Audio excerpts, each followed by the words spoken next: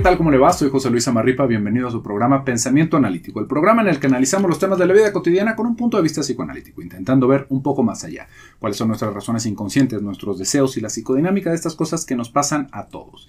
Y el día de hoy vamos a tener la segunda parte del tema de las obsesiones, ¿no? Que fue el tema más votado. Si usted no vio la primera parte, por ahí le vamos a poner un link para que usted pueda acceder a ese primer video, porque como se dio cuenta no me ajustó el tiempo y seguramente tampoco me voy a ajustar en este otro para poder hablar de todo lo que podríamos hablar de esto, pero si hay alguna parte en específico, tanto del primer tema, del primer video como de este, no duden en ponerlo en los comentarios. Justamente con eso podemos hacer más videos para usted para que sean de su agrado y de su interés. Y en el video anterior hablábamos un poquito sobre estas causas, ¿no?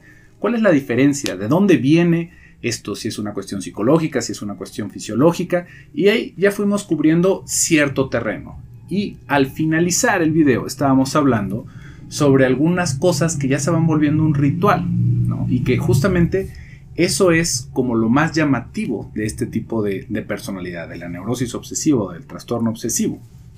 Y esto, como le iba diciendo, es algo que puede llegar a aparecer en todos nosotros. Esto, de alguna manera, son esos mismos mecanismos de defensa, ¿no?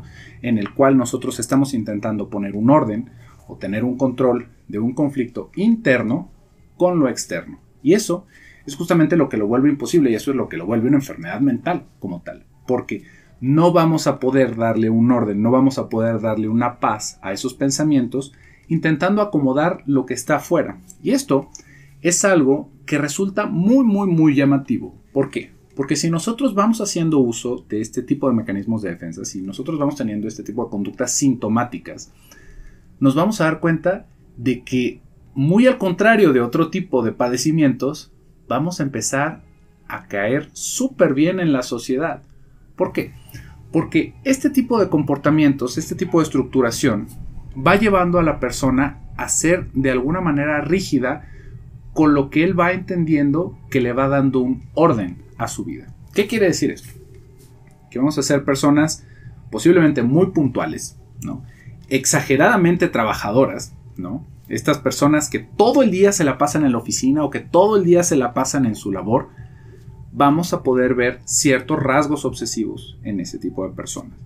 Estas personas que son sumamente agarradas con el dinero, ¿no? Y que a final de cuentas ahorran mucho dinero, también van a poderse catalogar dentro de ese mismo quehacer de lo obsesivo. Entonces, si se fija, pues no son cosas que socialmente se vean mal. También una persona con este tipo de rasgos o ya con una personalidad enteramente de esto, son personas que pareciera que son súper pulcras, ¿no? Que todos los días se bañan una o dos veces. A cada quien le van a ir dando este tipo de comportamientos de una manera particular. Pero estamos hablando acá de la generalidad para poder hacer como un ejercicio de entendimiento de qué va sucediendo con esto. Son estas personas que si no salen planchados de su cabello de la casa, bueno, se sienten que están súper mal, que todos los días se tienen que estar bañando 2-3 veces porque les parece que su olor es desagradable, entonces se están llenando de perfume y se están aseando constantemente.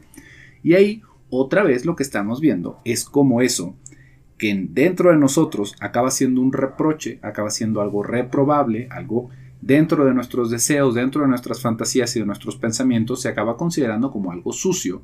Y estamos intentando acomodar el exterior para que eso sucio se limpie, se purifique. Y como le decía, este tipo de comportamientos difícilmente van a caer como si fuera algo equivocado en nuestra sociedad, ¿no? Como si hubiera algún padecimiento, como si hubiera un dolor. Y lo peor es que este tipo de cosas son dolorosísimas para esta gente. Esa persona que todo el día se la pasa trabajando por una cuestión obsesiva, ¿no? Vamos a intentarlo encerrar en eso. Está todo el día en el trabajo no porque sea la persona más eficiente, le voy a decir, sino porque es esta persona que tal vez el archivo que tenían que entregar lo tuvo que revisar 15 veces por miedo a que tuviera algo mal, por miedo a que fuera a acabarse la empresa porque había cometido un error de dedo o que sus emails, por ejemplo, una y otra vez los lee y los vuelve a leer para que no se vaya a malentender, para que no se vaya a ver como que hay un mensaje negativo o como que tal vez fue muy grosero. Entonces, fíjese cómo esta idea de estar trabajando pues no es trabajar realmente, ¿no? Lo que estamos haciendo es estar obsesionados con este tipo de situaciones de nuestra vida que sentimos que se nos salen de control. Y en el primer video hablábamos sobre ese primer trauma, sobre esas experiencias que tal vez no tenga mucho sentido profundizar en esto porque tiene que ver más con una cuestión teórica y no es algo que nos vaya a dar una luz. Sí, por supuesto, a mí me sucedió eso, sino más bien en el poder entender cómo esto es algo dentro de nuestro desarrollo y de cómo nosotros fuimos entendiendo y conceptualizando cómo funcionaba el mundo. Estas personas que se van viendo con este tipo de comportamientos y con este tipo de síntomas fueron experimentando la cuestión moral y la cuestión de la ley de una manera sumamente rígida, ¿no? Si nosotros en casa teníamos a este tipo de personas que eran unos tiranos, ¿no? Que ese padre que no le gustaba que le hiciéramos ruido, que no le gustaba que nos riéramos, esa madre que en el momento en el que estaba sucia nuestra habitación nos agarraba a golpes y que teníamos que ir peinados, bueno, engelados sin que se nos saliera un cabellito porque si no mamá se ponía como una energúmena y nos regresaba y nos decía que éramos unos puercos y que éramos unos cochinos. Ese tipo de vivencias son las que van generando ese tipo de traumas. Esa y otras cosas, ¿no? Muchas otras cosas que van haciendo este cóctel en el cual nosotros, fíjese cómo vamos a intentar, justamente con ese aprendizaje, con ese entendimiento de que así debería de funcionar la vida, vamos haciendo parte de nosotros ese tipo de conciencia moral tan rígida, ¿no? En el decir, voy a contar 8 veces esto, por ejemplo, el cambio, porque no vaya a ser que yo me quede con algo, no vaya a ser que le pague de menos a esta persona y eso sería una cosa súper vergonzosa. Porque dentro de nosotros están esas situaciones conflictuadas, esos deseos conflictuados de posiblemente hacer algo mal, pero sentirnos sumamente culpables y estarnos reprochando y vivir con vergüenza todo esto. También, en esos primeros momentos que se van generando esos traumas, podríamos ver cómo fue la manera en la que nosotros fuimos experimentando esas primeras vivencias por ejemplo, de renuncia. ¿A qué me refiero con esto? ¿No? ¿Cómo fue nuestro entrenamiento de control de esfínteres? Y por eso es que le digo que no es tan útil empezar a pensar en esas cosas, porque le aseguro que nadie de ustedes que nos están escuchando se va a acordar cómo lo entrenaron para que dejara el pañal. Pero ahí es en donde vamos a encontrar cierto tipo de fijaciones en la personalidad, en el cual esto nos iba recalcando que ciertas actitudes, que ciertos deseos, que ciertas cosas que nosotros disfrutábamos estaban mal. Y la manera en la que nuestros cuidadores nos hicieron ver eso es lo que a nosotros nos fue construyendo de cierta manera para que en nuestra adultez estemos teniendo todos estos problemas, ¿no? Y pareciera una cuestión ociosa, ¿no? Ponernos a rascarle. Bueno, tal vez le voy a preguntar a mi mamá a ver cómo me entrenó con el pañal.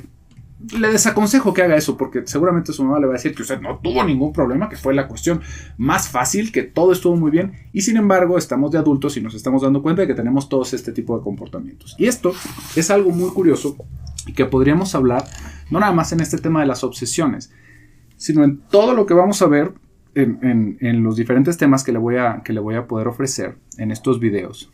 Vamos a estar constantemente lidiando con un impulso que ya lo habíamos hablado en ciertos videos como la sexualidad o como la diferencia de género y en algunos otros más, en donde hay una represión.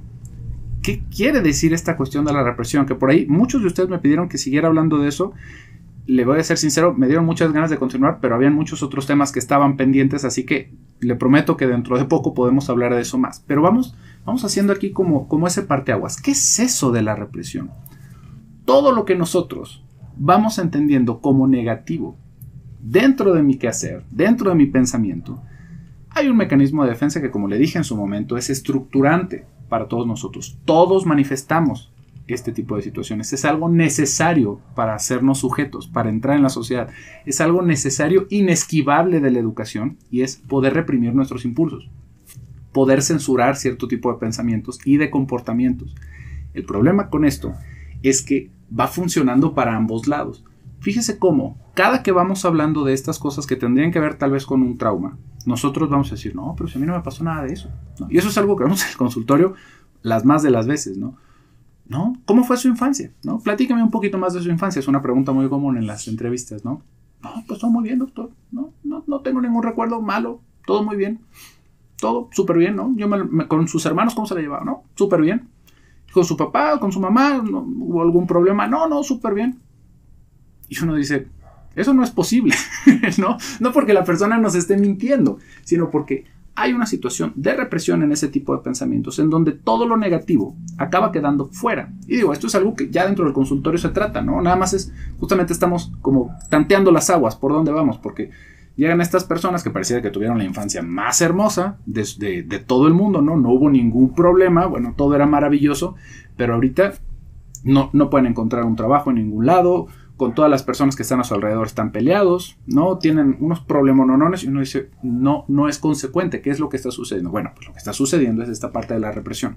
Y como le decía en ese primer momento, en el preguntarle a estas personas todo lo que se va considerando como negativo o como que va chocando con nuestros intereses, en nosotros hay un impulso por expulsarlo, por rechazarlo, por ponerle marcador negro encima.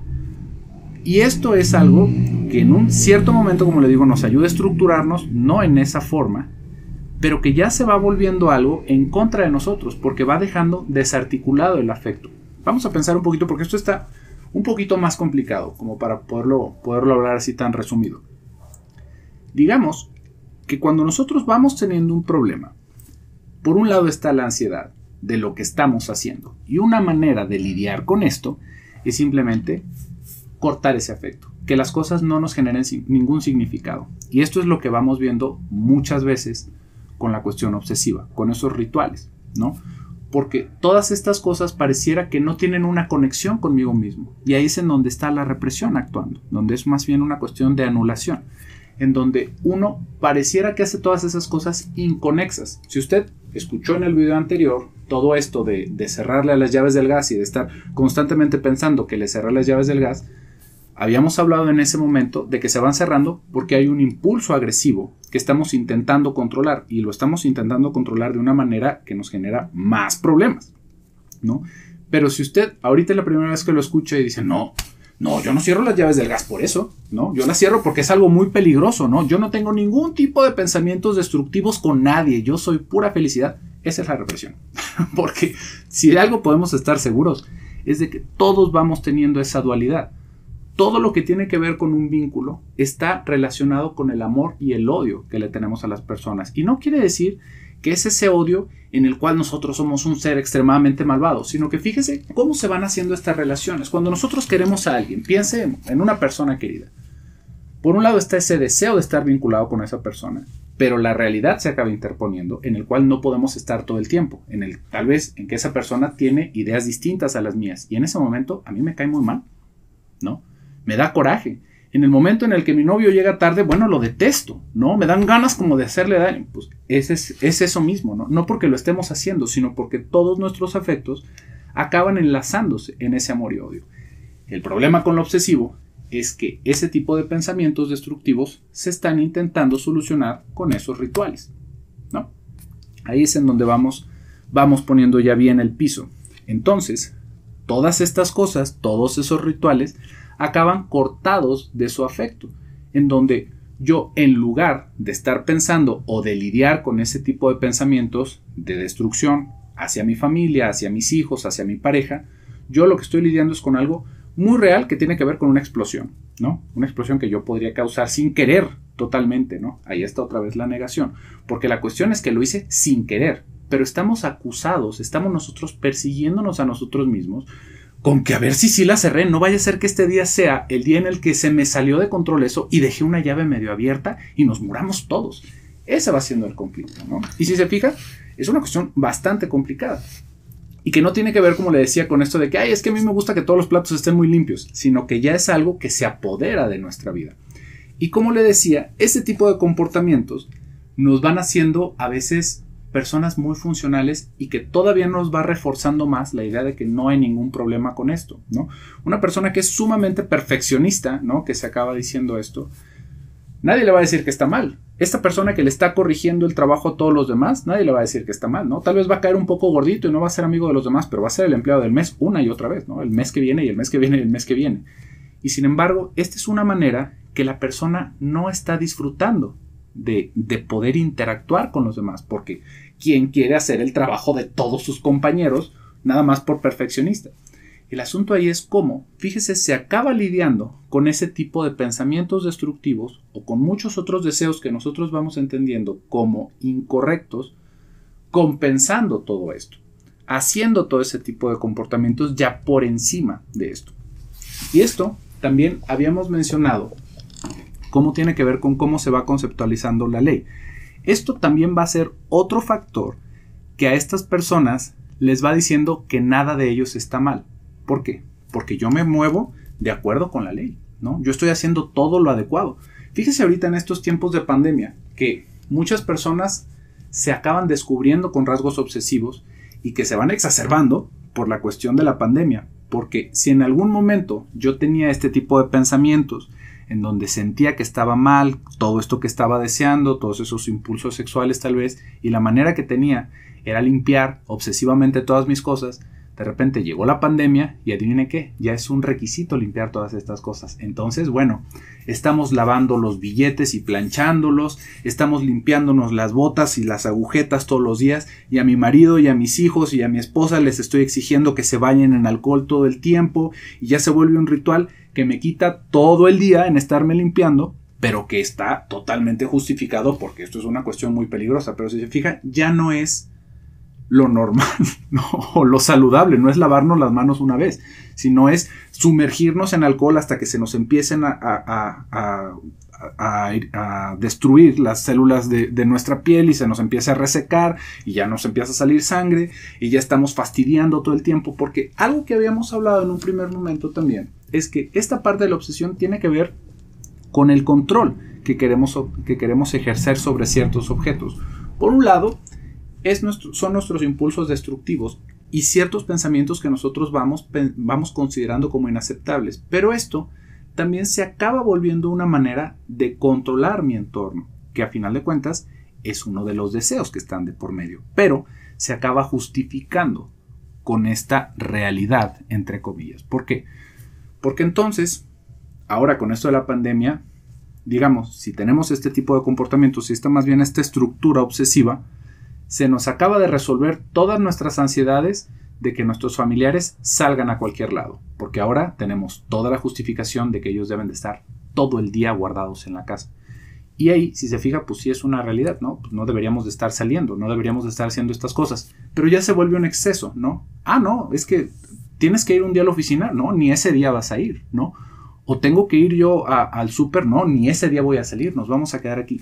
Y se empieza a volver algo que sobrepasa la expectativa de lo saludable y que, otra vez, por un lado se está disfrutando por mantener ese control en los demás, pero que también se vuelve una cosa que nos estrangula porque a nadie le gusta que lo controlemos de esa forma. Y esto es lo más doloroso para las personas que van teniendo este tipo de comportamientos obsesivos, que no es agradable por lo general. No son personas que uno diga, ay, qué padre, ¿no? Vamos a ir con fulanito. Cada que llego me volteo a ver la ropa y me ve si estoy planchado y si me bañé porque si no me hace una mala cara. A nadie le parece eso agradable, ¿no?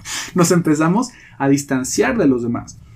Si lo estábamos planteando en un primer momento con esta madre que es excesivamente controladora con la limpieza, pues le aseguro que no era un recuerdo bonito cuando nos formaban para meternos a bañar y nos estaban revisando si teníamos bien limpios los dientes y nos estaban revisando y nos cortaban las uñas hasta que ya nos estaba saliendo sangre porque si no estaba sucio. Es algo que nos va desconectando de los demás y que esa persona también lo acaba sufriendo. Y esto es algo muy muy importante que tendríamos que plantear.